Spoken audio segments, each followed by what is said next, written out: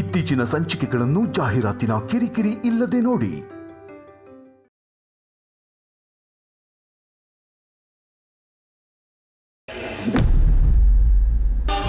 ಎಷ್ಟು ಧೈರ್ಯ ಇದ್ರೆ ಯಾರಿಗೂ ಗೊತ್ತಾಗದೇ ಇರೋ ಹಾಗೆ ಇಲ್ಲಿಗೆ ಬಂದಿದ್ಯಾ ನೀನು? ಬಾ. ಡೋರ್ ಯಾಕೆ ಓಪನ್ ಮಾಡಿದ್ಯಾ? ಯಾರಾದ್ರೂ ಬಂದ್ರೆ ಏನ್ ಮಾಡ್ತೀಯಾ?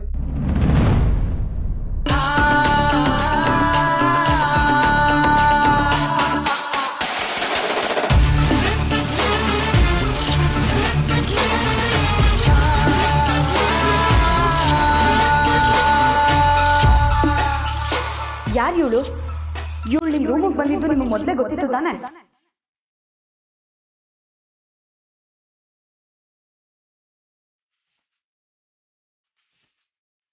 ಯಾಕೆ ಗಾಬರಿಲಿದ್ದೀರಾ?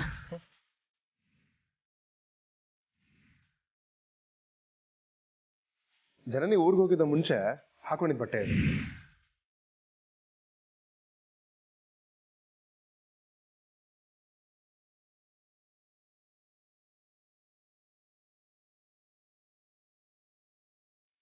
ನಿಮ್ಮನ್ನೇ ಕೇಳ್ತಾ ಇರೋದು, ಮಾತಾಡಿ.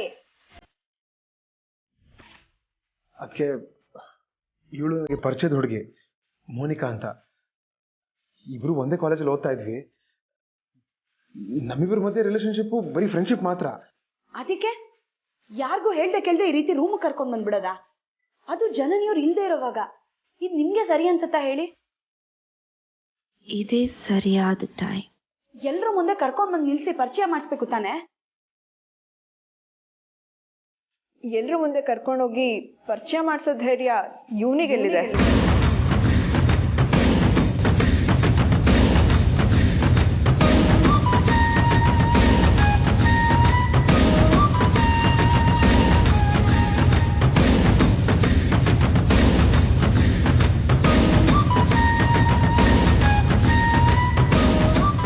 ನಿಮ್ಮನ್ನ ಪರಿಚಯ ಮಾಡಿಸೋದಕ್ಕೆ ಧೈರ್ಯ ಯಾಕೆ ಬೇಕು? ಯಾಕೆ ಅಂದ್ರೆ ಇವನು ನನಗೆ ಮೋಸ ಮಾಡಿದ್ದಾನೆ.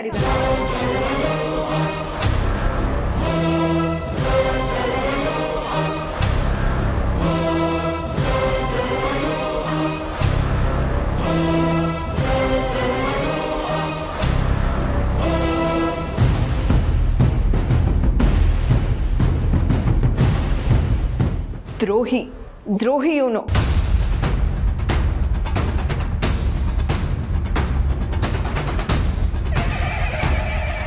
ಏನ್ ಮಾತಾಡ್ತಿದ್ದೀರಾ ನೀವು ನನ್ನ ಮೈದನನ್ ಬಗ್ಗೆ? ಅರ್ಸನ್ ಕೋಟೆ ಮಗ ಇವರು. ಯಾರಿಗೆ ಆದ್ರೂ ಅಯ್ಯೋ ಅಂತಾರೆ. ಅಂಥದ್ರಲ್ಲಿ ಇವ್ರು ನಿಮಗೆ ದ್ರೋಹ ಮಾಡ್ತಾರಾ? ನಾನು ನಂಬಲ್ಲ. ನೋಡಿ, ನೀವು ಸುಮ್ಮನೆ ಬಾಯಿಗೆ ಬಂದಾಗೆಲ್ಲ ಮಾತಾಡಬೇಡಿ.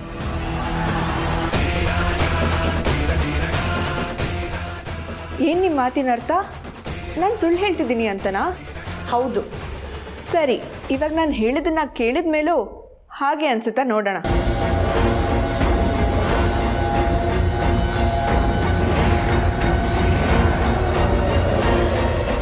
Monika, wait a second. ಯಾಕೆ ವಿಷಯನ ಎಲ್ಲಿಂದ ಎಲ್ಲಿಗೂ ಹೇಳ್ಕೊಂಡು ಹೋಗ್ತಿದ್ಯಲ್ಲ? ಯಾಕೆ ಗಾಬರಿ ಆಗ್ತೀಯ ಪ್ರೀತು? ಓ, ಎಲ್ಲಿಂದ ಸಿಗಾಕೊಂಡ್ಬಿಡ್ತೀಯೋ ಅಂತನಾ?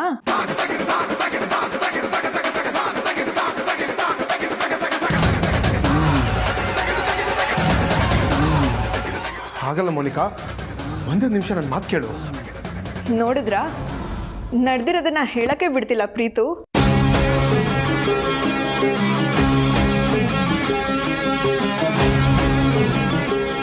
ನೀವು ತಪ್ಪು ಮಾಡಿಲ್ಲ ಅಂದಮೇಲೆ ಏನಕ್ಕೆ ಹೆದರ್ತಾ ಇದ್ದೀರಾ? ಅವ್ರು ಹೇಳಲಿ ಬಿಡಿ.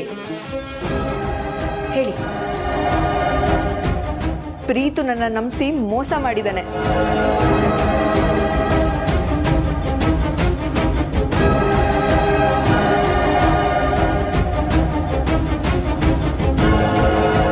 ನಾವಿಬ್ರು ಕಾಲೇಜಲ್ಲಿದ್ದಾಗಿಂದ ಒಬ್ರನ್ನೊಬ್ರು ಲವ್ ಮಾಡ್ತಿದ್ವಿ.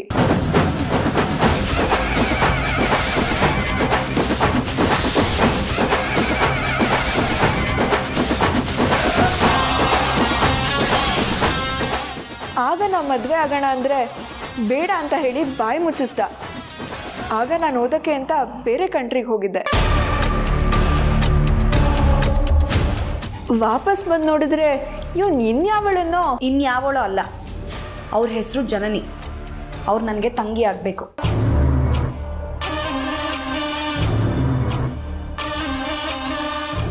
ಇವ್ ನನಗೆ ಮೋಸ ಮಾಡಿರಲಿಲ್ಲ ಅಂದಿದ್ರೆ ಇವತ್ತು ಜನನಿ ಜಾಗದಲ್ಲಿ ನಾನು ಇರ್ತಿದ್ದೆ ಗೊತ್ತಾ.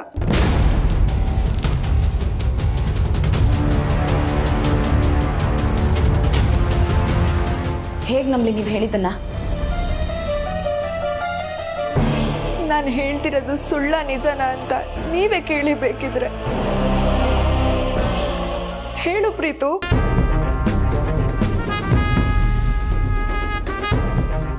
ನಾವು ಕಾಲೇಜಲ್ಲಿದ್ದಾಗ ನೀ ನನಗೆ ಪ್ರಪೋಸ್ ಮಾಡಿದ್ ಸುಳ್ಳ?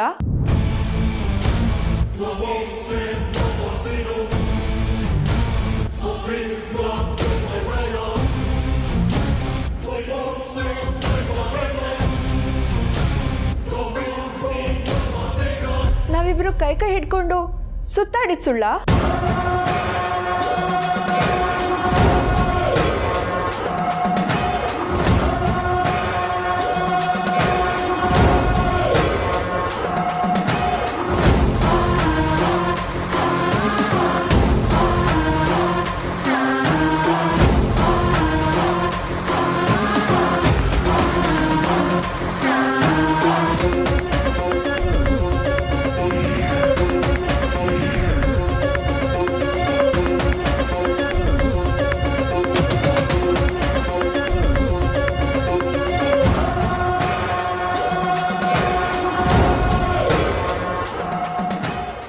ನೋಡ್ತಿದ್ಯಾ ಪ್ರೀತು? ನಿಜ ಏನು ಅಂತ ಹೇಳು. ಹೇಳೋದಲ್ಲ, ನಿಮ್ಮ ಅದಕ್ಕೆ ಮುಂದೆ ಸತ್ಯ ಏನು ಅಂತ ಒಪ್ಕೋ. ನೀ ನನಗೆ ಮೋಸ ಮಾಡಿದ್ದು ನಿಜ ತಾನೇ? ಹೇಳಿ, ಅವ್ರು ಹೇಳ್ತಾ ಇರೋದಲ್ಲ ನಿಜನಾ?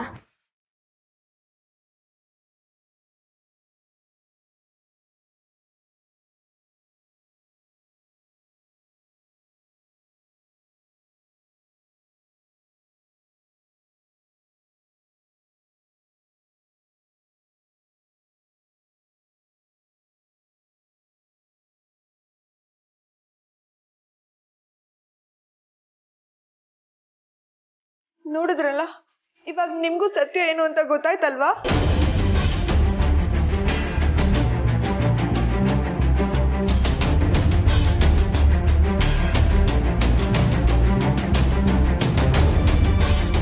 ನೀವು ಈ ಮನೆ ಹಿರಿ ಸೊಸೆ. ನಿಮ್ಮ ಬಗ್ಗೆ ತುಂಬ ಕೇಳಿದ್ದೀನಿ. ನೀವು ತುಂಬಾ ಒಳ್ಳೆಯವರು. ನನಗೆ ನೀವೇ ನ್ಯಾಯ ಕೊಡಿಸ್ಬೇಕು ಪಾರ್ವತಿ ಅವರೇ.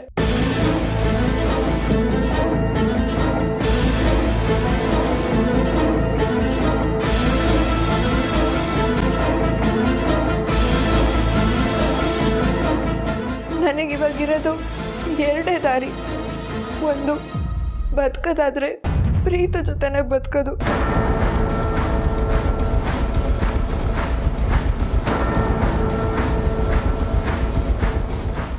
ಇಲ್ಲ ಸಾಯೋದು.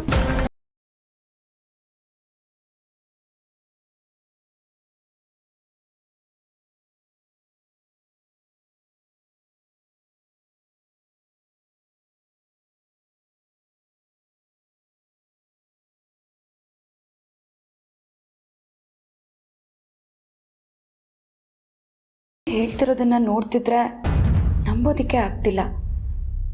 ಯಾಕೆ ಅಂದರೆ ನನ್ನ ಮೈದ್ನ ಪ್ರೀತಿ ವಿಷಯದಲ್ಲಿ ಸುಳ್ಳು ಹೇಳಿ ಜನನಿಯವ್ರನ್ನ ಮದುವೆ ಆಗಿಲ್ಲ. ಆ ನಂಬಿಕೆ ನನಗಿದೆ.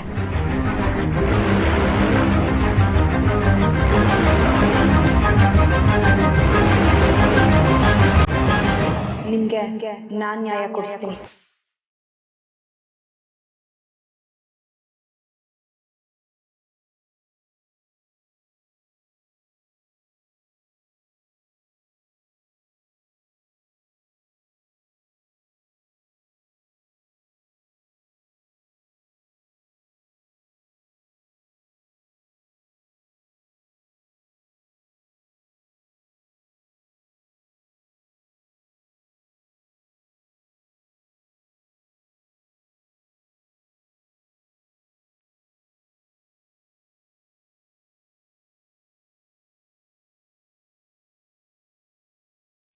ಬನ್ನಿ ನನ್ನ ಜೊತೆ.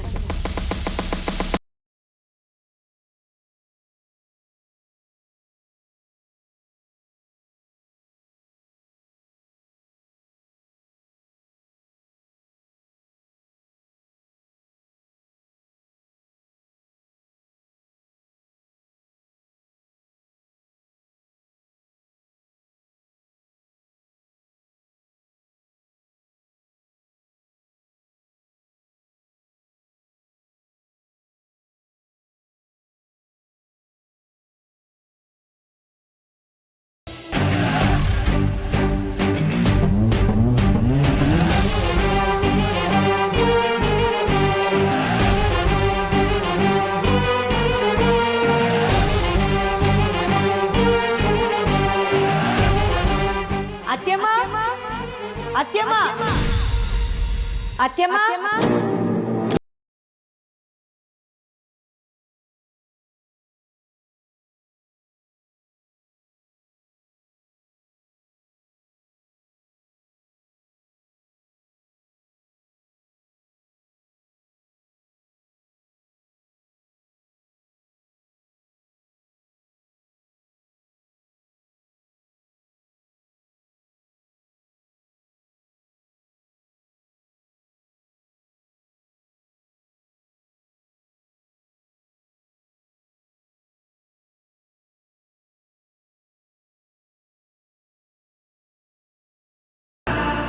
ಯಾರಮ್ಮ ಪಾರ್ವತಿ ಇದು?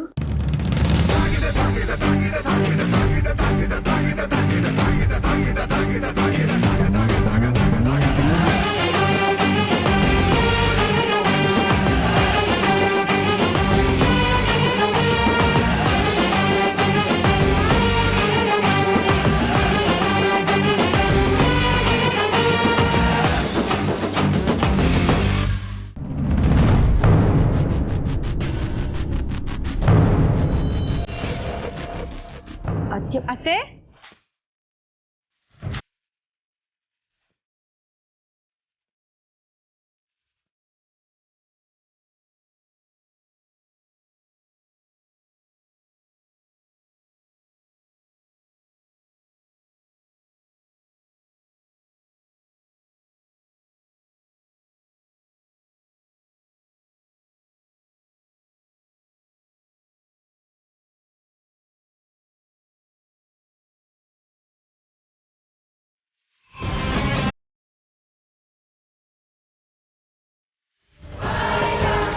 ಜನನಿ, ವೀರಣ್ಣನ ಆರೋಗ್ಯ ಹೇಗಿದೆ? ಈಗ ಆರಾಮಾಗಿದ್ದಾರೆ ಅತ್ತೆ. ಅಪ್ಪಾಜಿ ಹೇಗಿದ್ದಾರೆ? ಅವರು ಚೆನ್ನಾಗಿದ್ದಾರೆ. ಅತ್ತೆ, ಇವ್ರು ಯಾರು ಅಂತ ಗೊತ್ತಾಗ್ಲಿಲ್ಲ. ಅದನ್ನ ಪಾರ್ವತಿನೇ ಹೇಳ್ಬೇಕಮ್ಮ.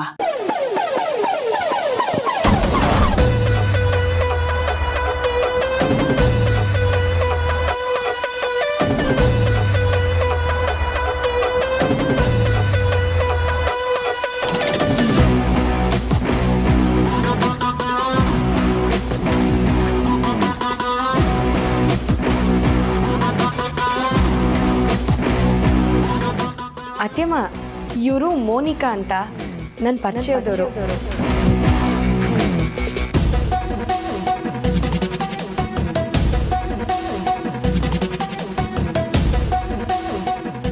ನಮ್ಮೂರಿನ ಚೇರ್ಮನ್ರ ಮಗಳು.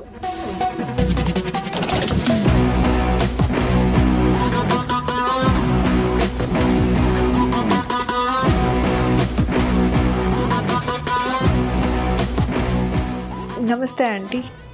ನಮಸ್ತೆ. ಇಲ್ಲೇ ಓದೋದಕ್ಕೆ ಅಂತ ಬಂದಿದ್ದಾರೆ. ಓ, ಹೌದಾ? ಸಂತೋಷನಮ್ಮ. ಹಾಸ್ಟೆಲಲ್ಲಿ ಇರ್ತೀನಿ ಅಂತ ಹೇಳಿದ್ರು. ಆದರೆ ಅವ್ರ ಅಪ್ಪಂಗೆ ಅವಳೊಬ್ಬಳೇ ಮಗಳು. ಹೇಗೆ ಹಾಸ್ಟೆಲಲ್ಲಿ ಬಿಡೋದು ಅಂತ ಯೋಚನೆ ಮಾಡ್ತಿರೋವಾಗ ನಾನು ಅವ್ರಿಗೆ ಜ್ಞಾಪಕಕ್ಕೆ ಬಂದಂತೆ. ಹಾಗಾಗಿ ಫೋನ್ ಮಾಡಿ ಹೇಳಿದ್ರು, ಹಾಸ್ಟೆಲಲ್ಲಿರೋದು ಬೇಡ, ಬನ್ನಿ ಅಂತ ಕರೆಸ್ಕೊಂಡೆ.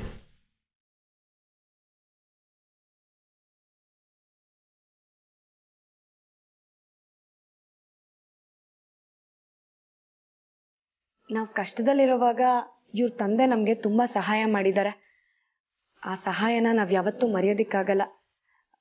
ಆ ಋಣ ತೀರ್ಸೋದಕ್ಕೆ ಇದೊಂದು ಒಳ್ಳೆ ಅವಕಾಶ ಅನ್ನಿಸ್ತು.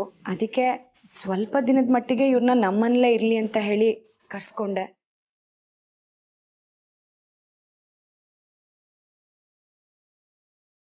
ಅದು ನೀವು ಒಪ್ಪಿಗೆ ಕೊಟ್ರೆ ಅತ್ಯಮ್ಮ.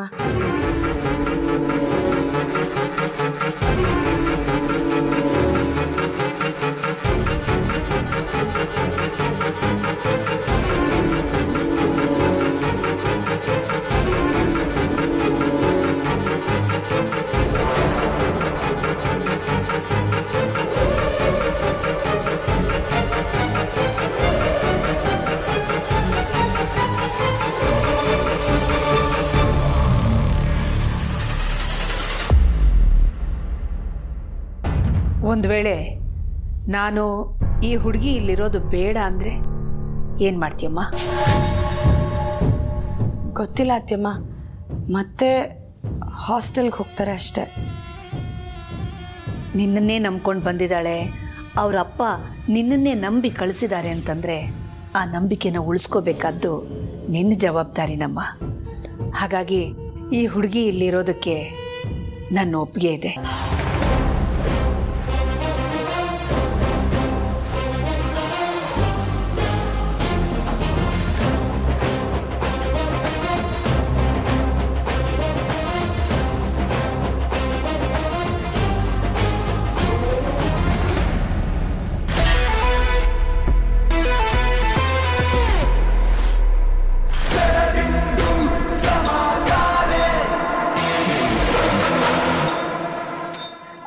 ಮೋನಿಕಾ ಅವರೇ, ಏನು ಓದ್ತಾ ಇದ್ದೀರಾ ನೀವು?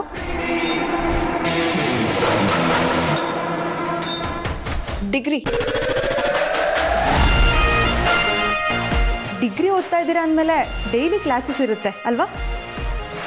ಇಲ್ಲ, ಡಿಗ್ರಿ ಮುಗ್ದಿದೆ. ಮತ್ತೆ ಡಿಗ್ರಿ ಅಂದರೆ?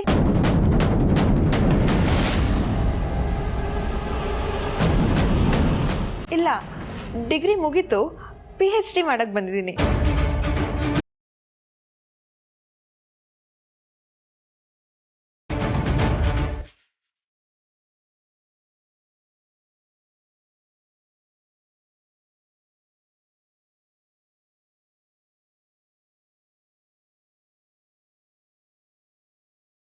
ಯಾವ ಸಬ್ಜೆಕ್ಟ್ ಸ್ಟಡಿ ಮಾಡ್ತಿದ್ದೀರಾ? ಸೈಕಾಲಜಿ. ತುಂಬ ಒಳ್ಳೆಯದಮ್ಮ. ನಿನ್ನ ವಿದ್ಯೆನ ಸದುಪಯೋಗ ಪಡಿಸ್ಕೊ, ಚೆನ್ನಾಗಿ ಓದು. Thanks aunty. ಜನನಿ, ಊರಿಂದ ವೀರಣ್ಣ ನನಗೋಸ್ಕರ ಏನಾದರೂ ಕಳಿಸಿದಾರಾ?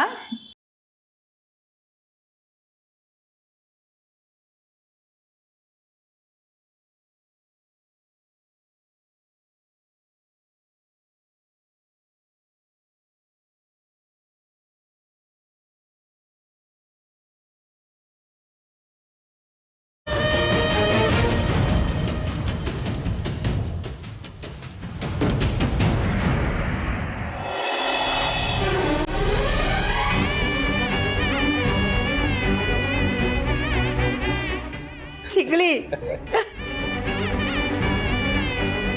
Thank you Veeranna.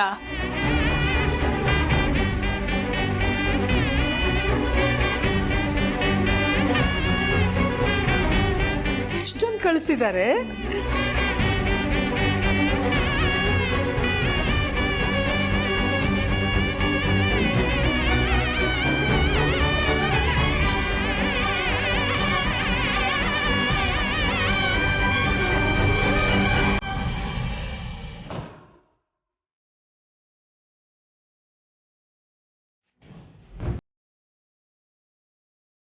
ಪಾರು ನನಗೂ ಹೇಳ್ತಾ ಯಾಕೆ ಕರೆಸ್ಕೊಂಡಿದ್ದಾಳೆ?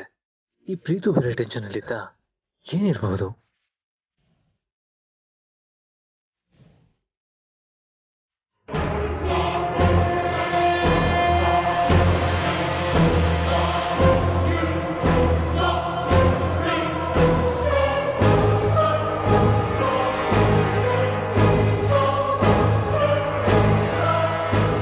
ಮೋನಿಕಾನ ನಿಮ್ಮ ಫ್ರೆಂಡ್ ಅಂತ ಹೇಳ್ಕೊಬಾರ್ದಾಯ್ತು ಅದಕ್ಕೆ. ಮತ್ತೆ ನಿಮ್ಮ ಫ್ರೆಂಡ್ ಅಂತ ಹೇಳಬೇಕಿತ್ತಾ? ನಿಮ್ಮ ವಿಚಿತ್ರ ನಡವಳಿಕೆಯಿಂದ ಎಲ್ಲರೂ ಆತಂಕದಲ್ಲಿದ್ದಾರೆ. ಕಾರಣ ಏನು ಅಂತ ಕೇಳಿದ್ರೆ ಏನು ಹೇಳ್ದೆ ಸುಮ್ಮನೆ ಇರ್ತೀರಾ. ಸಾಲ್ದು ಅಂತ ಅದ್ಯಾವುದೋ ಹುಡುಗಿನ ಮನೆ ಕರ್ಕೊಂಬಂದು ಇಟ್ಕೊಂಡಿದ್ದೀರಾ. ಅದು ಜನನಿಯವ್ರು ಇಲ್ಲದೆ ಇರೋ ಸಮಯದಲ್ಲಿ ಅಂದರೆ ನಿಮ್ಮ ಬಗ್ಗೆ ಏನು ಅನ್ಕೊಳ್ಳಲ್ಲ ಹೇಳಿ? ಆ ಹುಡುಗಿನ ನನ್ನ ಗೆಳ್ತಿ ಅಂತ ಮನೇಲಿರಿಸ್ಕೊಳ್ಳೋದಕ್ಕೂ ಮದುವೆ ಆಗಿರೋ ನೀವು ನಿಮ್ಮ ಗೆಳ್ತಿ ಅಂತ ಮನೇಲಿರಿಸ್ಕೊಳ್ಳೋದಕ್ಕೂ ತುಂಬ ವ್ಯತ್ಯಾಸ ಇದೆ. ಮನೆಯವ್ರ ಮನಸ್ಸಿಗೆ ನೋವು ಆಗಬಾರ್ದು, ನಿಮ್ಮ ಬಗ್ಗೆ ಕೆಟ್ಟದಾಗ ತಿಳ್ಕೊಬಾರ್ದು ಅಂತ ಈ ರೀತಿ ಮಾಡಿದೆ.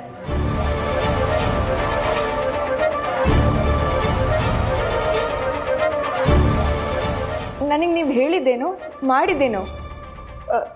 ಯಾವ ಕಾರಣಕ್ಕೆ ನಾನು ಮನೇಲಿ ಉಳ್ಕೊಳ್ಳೋ ಥರ ಮಾಡಿದ್ರಿ? ನಿಮಗೆ ನ್ಯಾಯ ತಾನೇ ಬೇಕಾಗಿರೋದು. ಖಂಡಿತ ನಾನು ಕೊಡಿಸ್ತೀನಿ. ಯಾವಾಗ? ನೀವು ಬೇಕು ಅಂದ ತಕ್ಷಣ ಕೊಡಿಸೋಕೆ ಅದು ಅಂಗಡಿಲಿ ಸಿಗೋ ವಸ್ತು ಅಲ್ಲ. ಅದಕ್ಕೊಂದು ಸ್ವಲ್ಪ ಸಮಯ ಬೇಕು. ಅದಕ್ಕೆ ಸುಳ್ಳು ಹೇಳಿ ನಿಮ್ಮನ್ನಿಲ್ಲೇ ಉಳಿಸ್ಕೊಂಡೆ. ಇಲ್ಲ, ನಾನು ಇರೋದಕ್ಕಾಗಲ್ಲ.